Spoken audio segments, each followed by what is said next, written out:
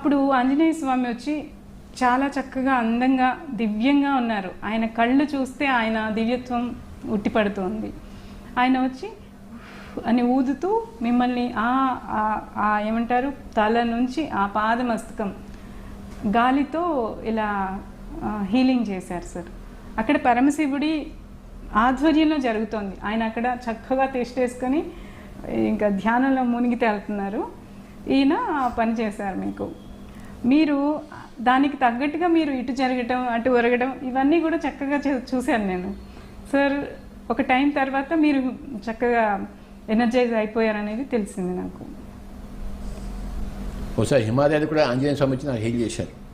ఓ మానసరోవరం దగ్గర ఉన్నప్పుడు నా పని పూర్తిగా అయిపోయింది. అప్పుడు మన గౌరీ బిజినెస్ మాస్టర్స్ అందరూ చుట్టూ చేరి దాన్ని చేస్తుంటే అప్పుడు కూడా ఆయనే వచ్చి నాకు హీల్ చేశారు. లేదా మనం పోయి ఉండేవాళ్ళం పైదొక్కడికి. పోనివ్వరుగా కదా.